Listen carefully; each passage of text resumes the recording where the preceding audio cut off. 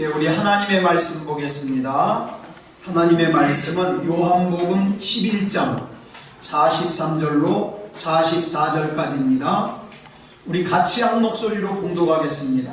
시작. 이 말씀을 하시고 큰 소리로 나사로야 나오라 부르시니 죽은 자가 수족을 배로 동인채로 나오는데 그 얼굴은 수건에 쌓였더라. 예수께서 이르시되 풀어놓아 다니게 하라 하시니라. 아멘. 잠깐 기도하겠습니다. 사랑의 아버지 하나님 감사합니다. 하나님의 은혜 가운데 이 시간 하나님을 예배할 수 있음을 감사합니다. 하나님의 음성에 귀 기울입니다. 아버지 하나님, 우리는 이 힘든 것이 그냥 힘들기만 한 줄 알았는데 이 바이러스의 고난이 지금 전 세계적으로 하나님 앞에 돌아오게 하고 있습니다. 많은 사람들이 길바닥에 무릎을 꿇고 하나님 앞에 기도합니다. 경찰들이 모여서 하나님 앞에 통성 기도합니다. 병원에서 의사와 간호사들이 자기네들의 힘으로 해결할 수 없으므로 하나님 앞에 부르짖어 기도합니다. 아버지 하나님, 우리에게도 이 기회가 우리의 믿음이 더욱더 순수해질 수 있는 기회가 되게 해 주시옵소서. 이 시간에도 하나님의 귀한 음성 들려주실 줄 믿사오며 그리스도 예수님의 이름으로 감사하며 기도드렸사옵나이다. 아멘. 네, 우리 같이 인사 나누겠습니다. 잘 나오셨습니다. 일주일 동안 수고하셨습니다. 참 힘들고 고단한데 일주일 동안 고생 많으셨습니다. 자, 오늘 이 시간에는 요한복음 11장 43절부터 44절까지 읽었습니다. 같이 나눌 말씀의 제목은 나사로를 풀어라입니다. 나사로를 풀어라. 여러분, 예수 그리스도께서 세상에서 행하신 능력 가운데 가장 큰 능력, 가장 큰 사건을 들라치면 십자가에서 죽으시고 부활하신 사건이라고 할 겁니다. 예수님의 공생애를 이렇게 보면 참 신비한 능력을 많이 행하셨습니다. 앞을 보지 못하는 맹인을 보게 하셨고, 나병 환자를 고치셨고, 안진뱅이를 일으키셨고, 듣지 못하는 귀머거리를 고치셨습니다. 그런데 그 가운데서도 참 신비한 능력을 많이 행하셨지만 그 가운데서도 죽은 사람을 살리신 사건은 예수님의 능력의 최고조라고 할 수 있죠. 마가복음 5장 41절을 보면 회당장 야이로의 죽은 12살짜리 딸을 살리셨습니다. 누가복음 7장 14절을 보면 나인성에 살고 있던 과부의 죽은 아들을 살리셨습니다. 오늘 본문에서는 죽은 지 이미 사흘이 지나서 성경에 보니까 썩는 냄새가 풍풍 나는 죽은 나사로를 살리셨습니다. 이 사건들 가운데 특별히 상징성이 있는 가장 큰 사건을 들라면 단연 오늘 본문에 나오는 죽은 나사로를 살리신 사건이라고 할 수 있습니다. 그래서 요한복음 12장 9절을 보면 유대인의 큰 무리가 예수님께로 몰려왔는데, 물론 예수님을 만나고 싶어서도 왔지만 성경에 보니까 예수님만을 보기 위함이 아니라 죽었다가 다시 살아났다는 나사로를 보고 싶어서 온 사람들이 많이 있었다는 거예요.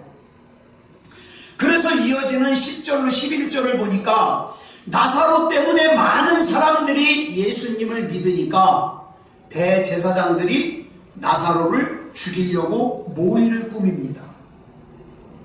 여러분, 죽은 나사로가 다시 살아난 사건은 대단한 사건이에요. 그런데 안타까운 것은 죽은 나사로가 다시 살아나긴 했지만 다시 살아난 나사로가 다시 살아난 이후에 이렇다 할 기록이 없어요.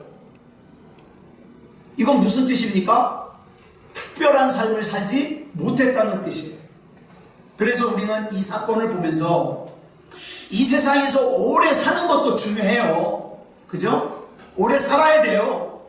오래 사는 것도 중요하지만 어떻게 사느냐가 더 중요합니다. 어떻게 사느냐. 오늘 본문에서 죽은 나사로를 살리신 사건은 성도들이 부활할 것을 미리 계시해 주는 사건이에요. 저와 여러분은 한 번 꼭 죽어요. 그러니까 죽음을 무서워할 필요 없어요. 어저께 신문을 보니까 미국의 한 목사님이 코로나19에 바이러스에 감염돼서 죽었어요. 그랬는데 이분이 병상에서 마지막으로 성도들에게 전한 메시지가 뭐냐? 여러분, 죽음 무서워하지 마십시오. 죽음 무서워하지 마십시오. 그걸 마지막 유언으로 하고 돌아가셨어요. 여러분, 왜 우리가 죽음을 무서워하지 않느냐? 부활할 것이기 때문에.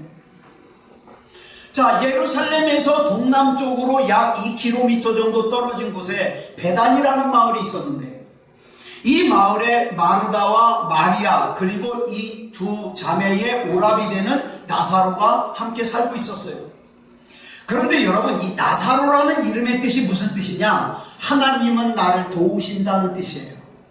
그래서 여러분, 어려운 사람들이 모여 살 때에 그 어려운 사람들의 공동체 이름을 주로 뭐라고 짓느냐면 나사로라고 지어요. 나사로 마을이라고.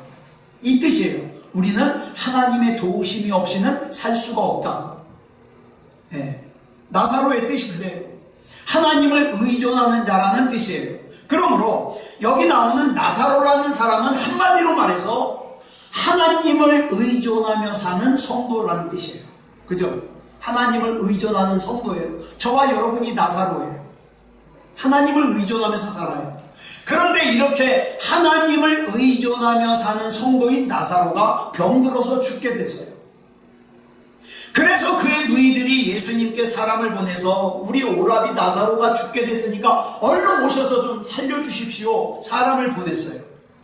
그런데 이 전가를 받은 예수님께서 요한복음 11장 4절을 보니까 이렇게 말씀하셔요.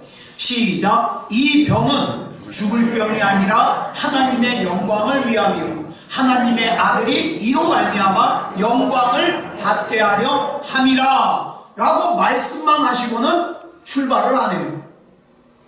그냥 더 머물러 있어요.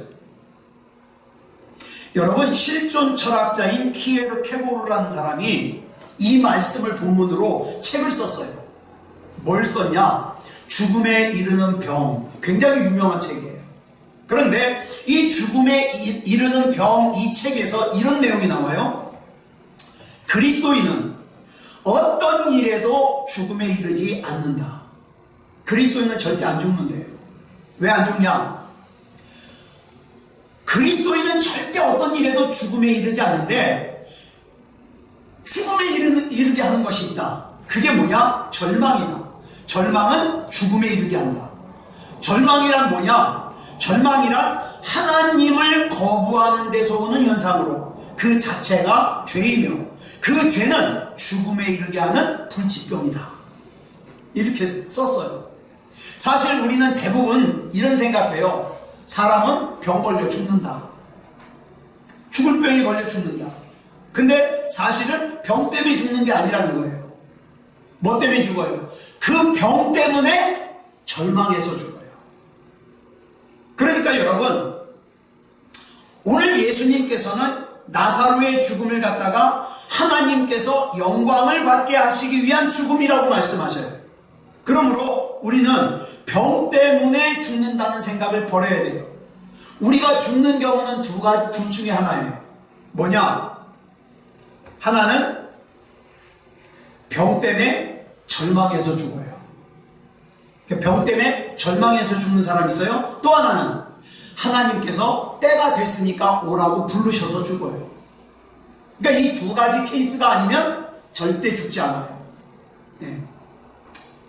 여러분, 성경에 보니까 예수님께서 나사로가 병들었다는 말을 들으시고도 베다니로 곧바로 출발하지 않으시고 이틀이나 더 지체하셔요.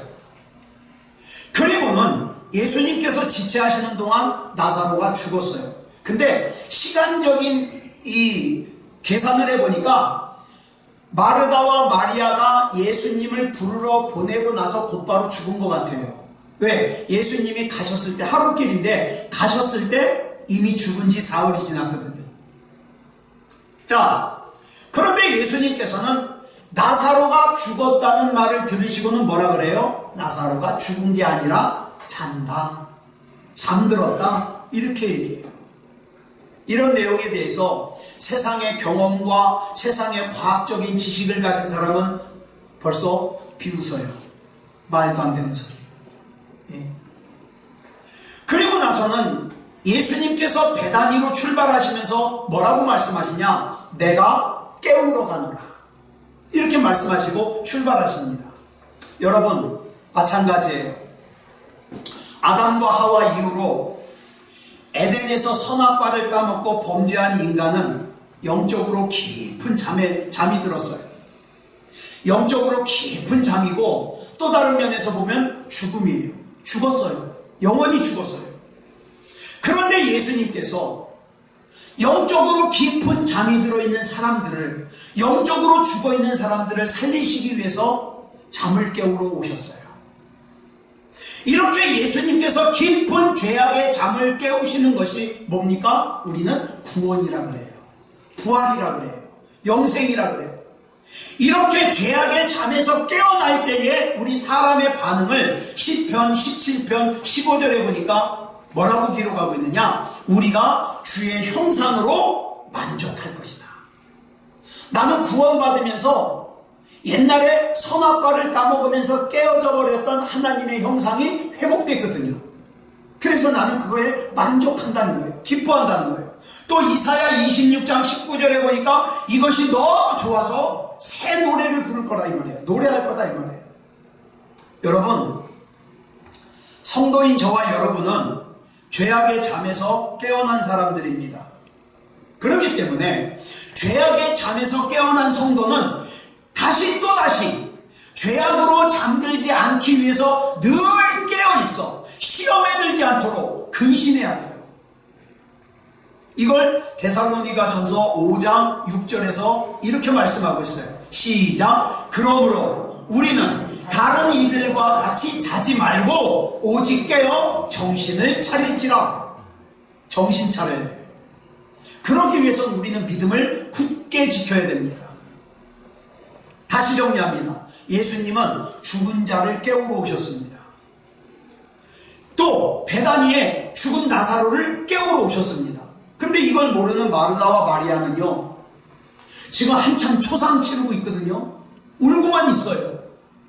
나사로가 죽은 지 사흘이나 지나서 나흘째 되는 날이라 많은 사람들이 문상으로 옵니다.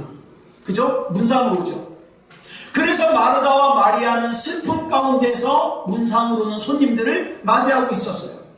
그러던 중에 예수님이 오셨다는 말을 들은 마르다와 마리아는 반가워요. 예수님 오신 게 반가워요. 반가우면서도 이제는 늦었어요. 예수님 오셨어도 늦었다고 생각이 돼요.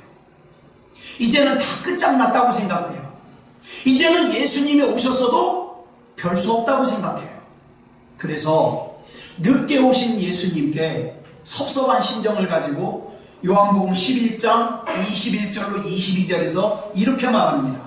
시작. 주께서 여기 계셨더라면 내 오라버니가 죽지 아니하였겠나이다. 그러나 나는 이제라도 주께서 무엇이든지 하나님께 구하시는 것을 하나님이 주실 줄을 아나이다. 아직도 믿음이 있잖아요. 그죠? 아직도.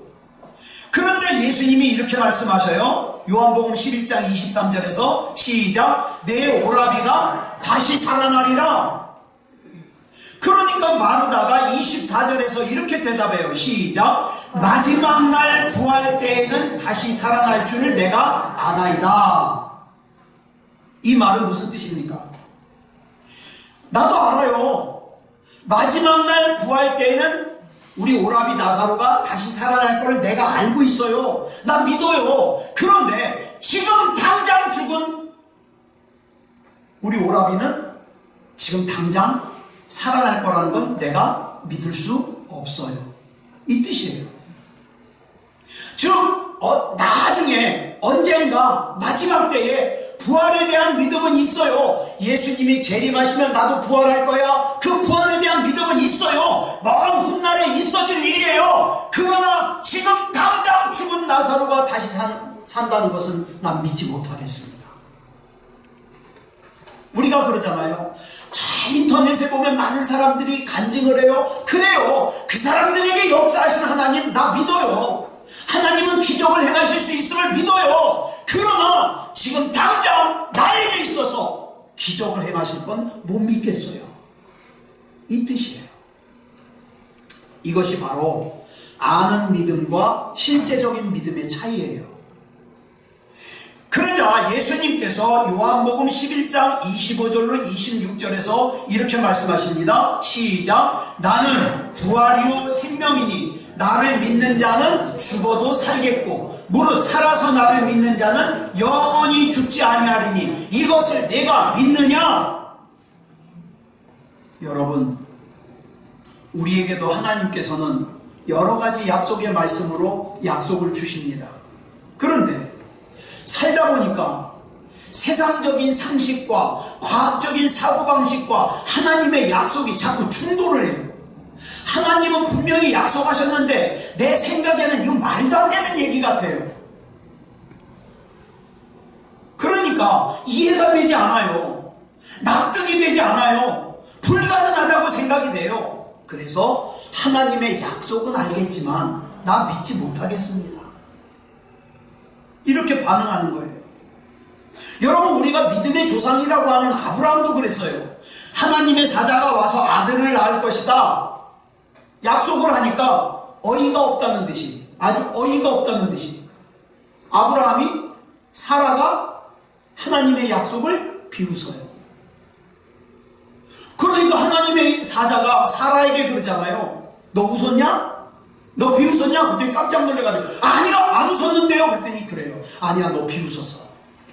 그런데 내년 이맘때 내가 다시 올 건데 너 그때 애 낳을 거야. 그러면 너 비웃었지? 애 이름을 누구라 해라? 이삭이라고 해라. 이삭의 이름 뜻이 뭐예요? 웃는다는 뜻이에요. 웃는다. 웃는다. 예, 여러분, 우리에게도 하나님께서는 여러 가지로 약속의 말씀을 주십니다. 예? 그런데 그게 많은 경우에 이해가 안 가요. 납득이 안 가요. 예. 여러분, 죽은 나사로를 살리기 위해서 예수님께서는 몇 단계로 일하셨어요. 첫 번째로는 뭘 말씀하셨죠? 돌을 옮겨 놓아라. 여러분, 무덤을 가로막고 있는 돌을 옮겨 놓으라는 것은 무슨 뜻인지 아세요? 죽음의 권세를 옮겨 놓으라는 뜻이에요. 죽음의 권세. 이 명령은 누구만 할 수 있느냐? 하나님의 아들만 할 수 있어요. 저 이만희 못해요. 이만희 얼마 안 있으면 그 무덤 속에 들어가야 돼요. 그잖아요? 그런 걸 모르고 거기다가 인생을 다 맡기고. 네? 저 하나님의 교회 저 장기일자 여자 하나님도 못해요. 이거는 그 장기일자도 얼마 안 있으면 가요. 네? 정명석이도 그래도 그 중에 정명석이 좀 젊어요. 그죠? 이 사람은 좀 더 오래 살 것 같아요. 근데 이 사람도 가요. 네.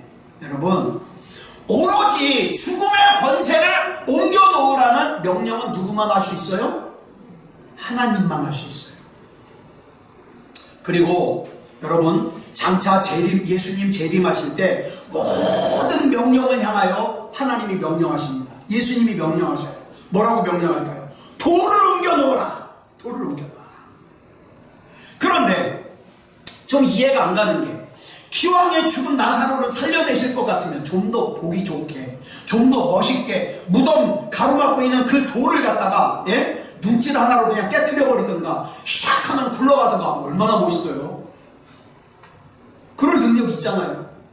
근데 왜 그 돌을 옮겨 놓으라고 사람들에게 시켰을까요? 여러 번 강조했습니다. 예? 왜 번거롭게 사람들에게 돌을 옮겨 놓으라고 명령하셨는가? 나사로를 살려내는, 죽은 나사로를 다시 살려내는 기적을 그릇에 담아야 되는데, 그 믿음이라는 그릇에 담아야 되는데, 그 믿음이라는 그릇이 마르다와 마리아에게 지금 있어요, 없어요? 없어요. 그래서 아직 이 믿음이라는 그릇을 준비하지 못한 마르다와 마리아에게 죽은 나사로를 살리는 기적을 담아줄 수 있는 믿음의 그릇을 준비하게 하기 위해서 너희들이 돌을 옮겨놔라. 그것이 믿음의 그릇의 준비예요. 여러분, 하나님께서 우리를 축복하시는 것도 마찬가지예요. 하나님께서는 우리의 믿음의 순종을 통하여 믿음의 그릇을 준비하게 하신 후에 그 믿음의 그릇에 하나님의 기적을 담아주십니다. 어리석은 사람들이 자기 생각대로 살아요. 내 생각대로 하면 이렇게 하면 잘 될 것 같아. 아니요. 그 길 끝에는 낙심이 기다리고 있어요. 절망이 기다리고 있어요. 그러므로 저와 여러분은 하나님께서 행하시는 일이 내가 이해가 되든지 이해가 되지 않든지, 납득이 되든지 납득이 되지 않든지 하나님을 신뢰하고 최선을 다하여 기도하고 최선을 다하여 순종하고 최선을 다하여 믿음다운 믿음으로 살아야 됩니다. 살아야 돼요. 이것이 바로 온전한 그리스도인들이 반드시 준비해야만 하는 믿음의 그릇입니다. 지금 나사로가 죽어서 잠들어 있는, 나사로가 죽어서 잠들어 있는 이 무덤은 우리의 심령이에요. 우리 심령. 여러분, 우리 이 속이라는 것이 얼마나 죄가 가득한 것인지 몰라요. 그래서 마음으로는 착하게 살아야지, 선하게 살아야지, 하나님의 말씀대로 살아야지 결심은 많이 하지만 많은 순간에 이 속에서 나오는 건 뭡니까? 악이 나와요. 더러운 게 나와요. 왜냐하면 우리 심령이 무덤이기 때문에 그래요. 우리 심령이. 여러분, 죽은 자에게서는 썩은 냄새가 납니다. 에덴에서 범죄함으로 생명을 잃어버린 인간의 행렬은 그 다음부터 뭐가 됐어요? 죽음의 행렬이요, 무덤의 연속이 되었습니다. 그 인생이라는 무덤에서 풍겨나오는 냄새는 썩은 냄새밖에 없어요. 그래서 마태복음 15장 19절에 보니까 우리 마음에서 나오는 것을 쭉 열거하고 있어요. 뭐가 나오는가 한번 읽어볼까요? 시작. 마음에서 나오는 것은 악한 생각과 살인과 간음과 음란과 도둑질과 거짓 증언과 비방이니, 이런 것들이 나와요. 그러므로 우리는 이 썩은 심령을 가로막고 있는 돌문을 옮겨놔야 돼요. 그 돌문을 옮겨놓는 게 뭐냐? 회개입니다. 여러분이 돌문을 열지 않으면 살 수 없어요. 회개하지 않으면 살 수 없어요. 회개하지 않으면 교회 열심히 다녀도 헛수고예요. 회개해야 돼요. 이 돌문을 옮겨놔야 돼요. 이 돌문이 뭡니까? 이 돌문이 뭐냐면 내 생각, 내 상식, 내 고집, 내 자존심, 내 계획, 내 강팍한 마음, 내가 생각하기에는 이 정도면 됐어, 이거예요. 이거 옮겨놔야 돼요. 이 돌문을 열어야 뭘 들을 수 있어요? 나를 부르시는 주님의 음성을 들을 수 있어요. 네. 그리고 그 주님의 음성을 듣고 그 부르심에 믿음과 순종으로 반응을 해야 우리의 썩은 심령이 살아날 수 있어요. 죄송합니다. 오늘 여러분 가운데는 심령이 어쩌면 아직도 썩은 상태에 있을지도 몰라요. 회개하지 않고 예배만 참석하는 건 썩은 심령이에요. 하나님 앞에 회개해야 돼요. 돌문이 옮겨져야 돼요. 하나님의 음성을 들어야 돼요. 그래서 예수님께서는 요한계시록 3장 20절에서 이렇게 말씀하셨어요. 시작. 볼지어다 내가 문 밖에 서서 두드리노니 누구든지 내 음성을 듣고 문을 열면 내가 그에게로 들어가 그와 더불어 먹고 그는 나와 더불어 먹으리라. 여러분, 우리의 심령이 살 수 있는 유일한 길은 나를 부르시는 예수님을 향하여 예수님과 나 사이를 가로막고 있는 돌문을 회개를 통해서 열어야 돼요. 이 일은 회개와 기도와 말씀을 통해서 이루어집니다. 자, 왜 하나님께서 이 돌문을 우리에게 옮겨놓으라고 하시는가? 이 일은 우리가 할 수 있기 때문에 하는 거예요. 여러분 기억하세요. 하나님께서 우리에게 하라 그러는 건 우리가 할 수 있기 때문에 시키는 거예요. 우리가 할 수 없는 거는 안 시켜요. 계속 반복해서 말씀드렸죠. 죽은 나사로 살리는 거는 사람이 할 수 있어요, 없어요? 그건 못해요. 어떻게 죽은 사람 살려요? 근데 죽은 나사로가 들어있는 무덤을 막고 있는 돌문은 사람이 옮길 수 있어요, 없어요? 이건 있어요. 그래서 하라는 거예요. 그러니까 우리는 먼저 돌문을 옮겨야 된다. 이게 첫 번째예요. 그 다음에 예수님께서는 두 번째로 큰 소리로 나사로를 부르십니다. 왜 나사로를 큰 소리로 부르시는가? 지금 나사로의 상태가 죽어 있어요. 근데 문제는 뭔지 아십니까? 자기가 죽어 있으면서도 자기가 죽어 있는 걸 몰라요. 이게 문제예요. 네? 여러분, 나중에 예수님께서 재림하실 때 성경에 보니까 이렇게 나와요.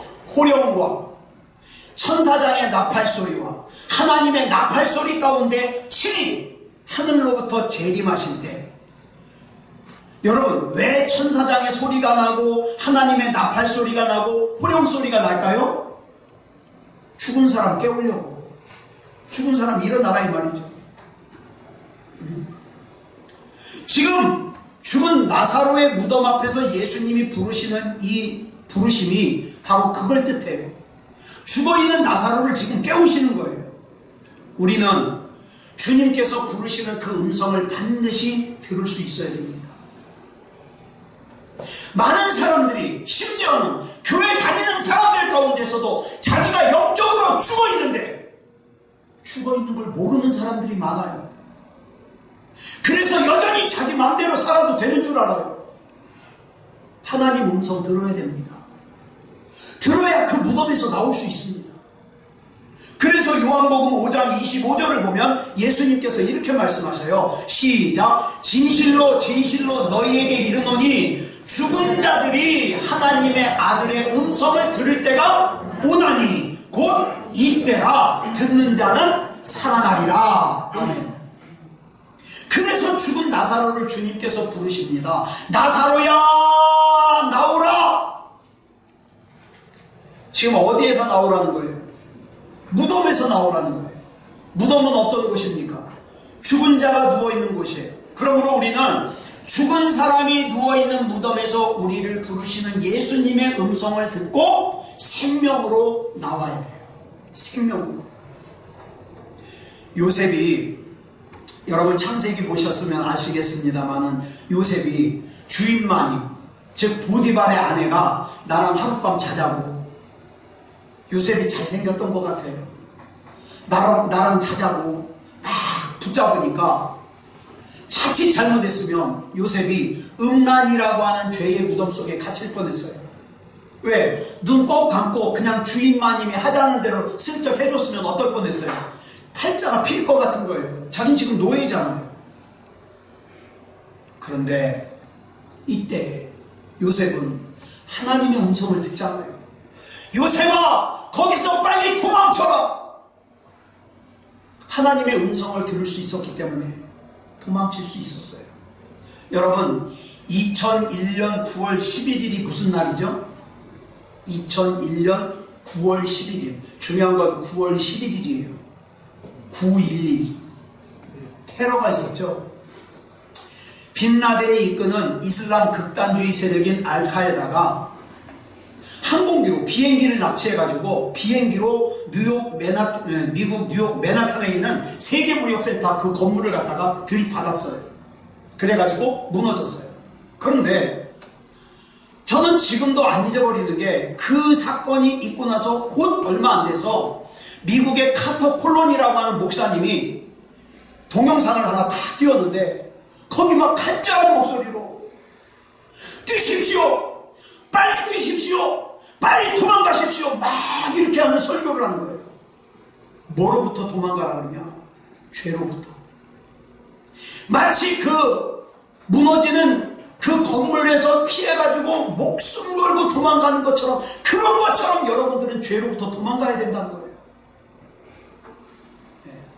그런데 성경을 보면 이 죄의 무덤에서 도망하지 못하고 끝내 멸망당한 사람들이 나와요. 삼손은 드릴라라고 하는 블레셋 여자의 그 무덤에서 그 정욕에 깊은 잠이 들어가지고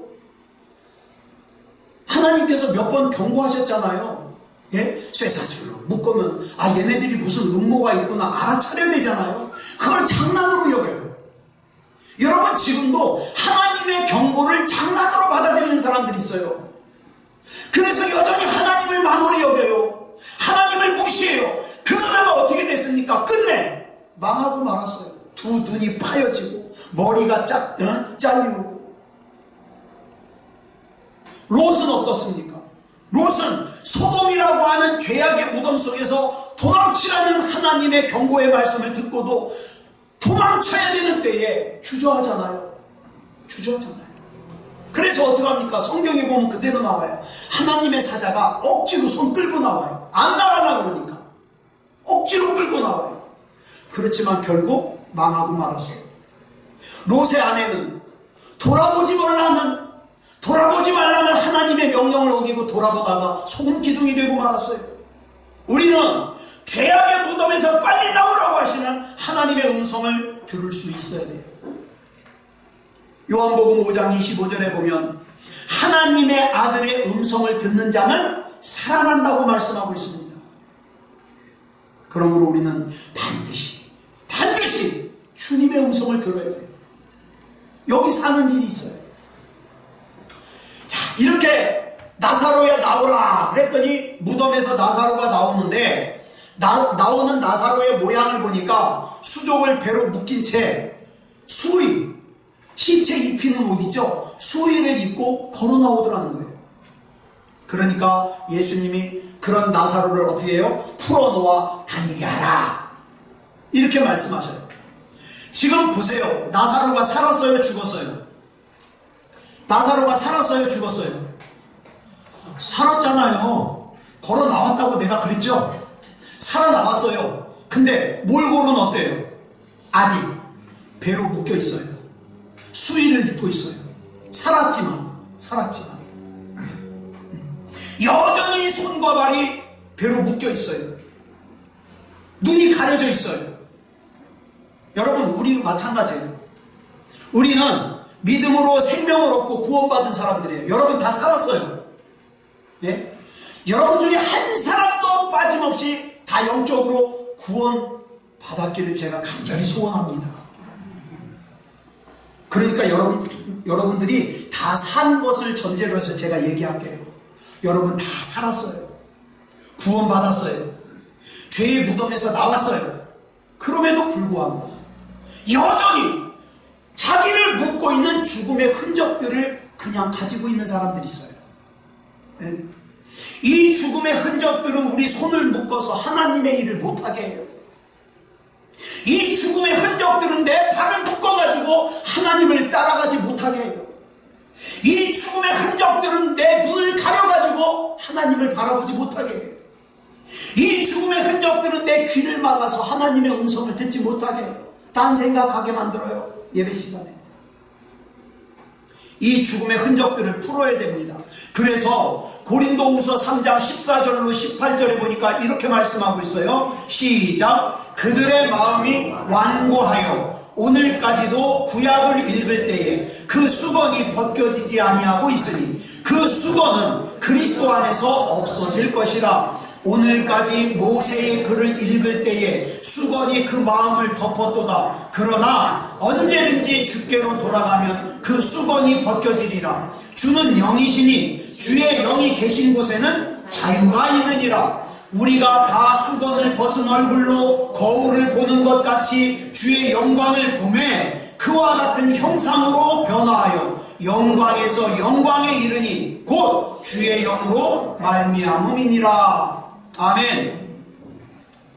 여러분, 여기 나오는 이 수건이 구약에서는 뭘로 상징돼서 나오느냐? 성소와 지성소를 맡고 있는 휘장으로 나와요. 이게 같은 의미예요. 이 휘장과 지금 덮어쓰고 있는 수건이 같은 뜻이에요. 그런데 이 휘장이 어떻게 됐는가? 마태복음 27장 50절로 51절을 보니까 예수님께서 십자가에 달리셔서 큰 소리를 지르시고 영혼이 떠나가실 때 여기 보니까 어떻게 했어요? 성소의 휘장이 어디에서 어디로? 위로부터 아래로 찢어졌어요. 위로부터. 이거는 사람이 아래서 위로 찢은 게 아니라 하나님이 위로부터 아래로 찢은 거예요. 하나님이. 이제 성도들은 하나님을 바라보지 못하도록 가리고 있던 수건이 벗겨지는 거예요. 그래서 기도하면 하나님을 볼 수 있어요. 기도하면 하나님의 음성을 들을 수 있어요. 하나님의 일을 하지 못하게 손을 묶은 죽음의 흔적들이 끊어져 나가는 거예요. 발을 묶어서 하나님을 따라가지 못하게 했던 죽음의 흔적들이 끊어져 나가는 거예요. 그런데 아직도 많은 사람들이 나는 구원만 받으면 됐어. 나는 죽음의 흔적들이 내 손을 묶고 있든 발을 묶고 있든 내 눈을 가리고 있든 귀를 막고 있든 상관없어. 그러면서 그 흔적을 그냥 가지고 사는 사람들이 있다 이 말이에요. 그러면서 자기가 신앙생활 잘하는 줄 알아요. 아니에요. 이 죽음의 흔적을 끊어버려야 됩니다. 예, 불순종의 끈, 의심의 끈, 다른 사람의 잘못만을 발견하고 정죄하는 끈, 이게 다 끊어버려야 돼요. 이 흔적, 죽음의 흔적을 끊을 수 있는 칼이 바로 뭐라 그랬어요? 하나님의 말씀. 그래서 히브리서 4장 12절에 보니까 뭐라 그랬어요? 시작. 하나님의 말씀은 살아있고 활력이 있어 좌우의 날선 어떤 검보다도 예리하여 혼과 영과 및 관절과 골수를 찔러 쪼개기까지 하며 또 마음의 생각과 뜻을 판단하는, 이게 복잡하게 이렇게 할 필요 없어요. 이런 뜻이에요. 하나님의 말씀은 죽음의 흔적을 끊어낼 수 있는 능력이 있다, 이 뜻이에요. 그 다음에 마지막으로 수의를 벗어버려야 돼요. 살았잖아요.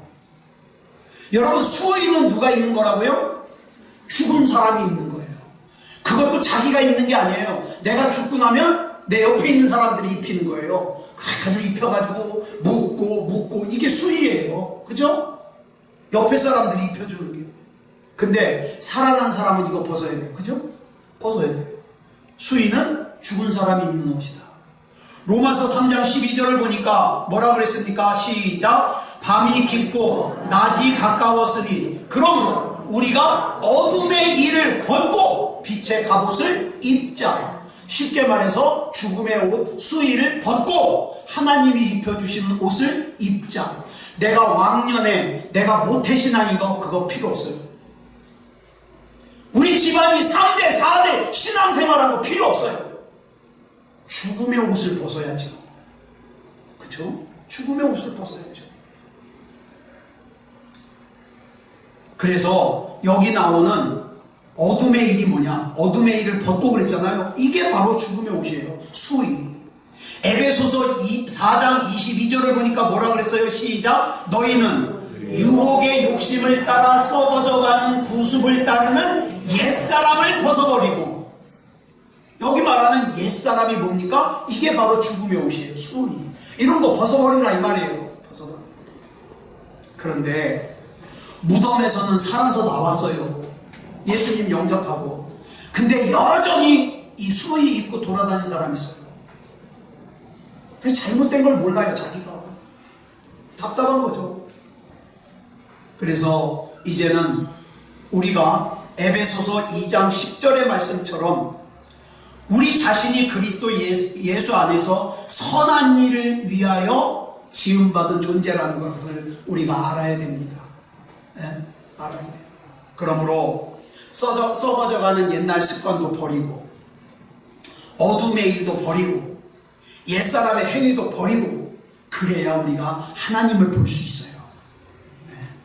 하나님의 일을 할 수 있어요. 하나님 따라갈 수 있어요. 하나님께서 행하시는 역사를 볼 수 있어요. 그래서 우리는 반드시 하나님의 형상을 회복하여 승리하는 인생을 살아야 됩니다. 여러분, 우리 한번 따라서 할까요? 우리 집안은 나에게 달려있다. 우리 교회는 나에게 달려있다. 예, 여러분, 저와 여러분이 그 사명을 가진 중요한 사람들이에요. 예. 그러니까 바이러스 때문에 모이지 말라고 그렇게 하는데도 꾸역꾸역 나와서 이렇게 예배 드리시잖아요. 왜? 우리 집안이 나에게 달려 있습니까? 우리 교회가 나한테 달려 있습니까? 이 나라, 이 민족이 나한테 달려 있습니까? 그렇죠? 이 귀한 사명 잘 감당하시는 저와 여러분 되시기 바랍니다. 오늘도 우리 기도 같이 하려고 해요. 자, 앞에 보시고 우리 같이 한 목소리로 우리 같이 기도하겠습니다. 시작. 사랑하는 하나님 아버지, 나를 죄로 인한 사망의 깊은 잠에서 깨우시기 위하여 독생자 예수 그리스도를 십자가에까지 내어주셔서 감사합니다. 이렇게 하나님께서 나를 죄악으로 잠든 영적인 깊은 잠에서 깨워주셨는데 또다시 죄악으로 잠들지 않도록 지켜주시옵소서. 오늘도 하나님께서는 내게 복을 주시기 원하신다는 것을 알고 믿고 감사합니다.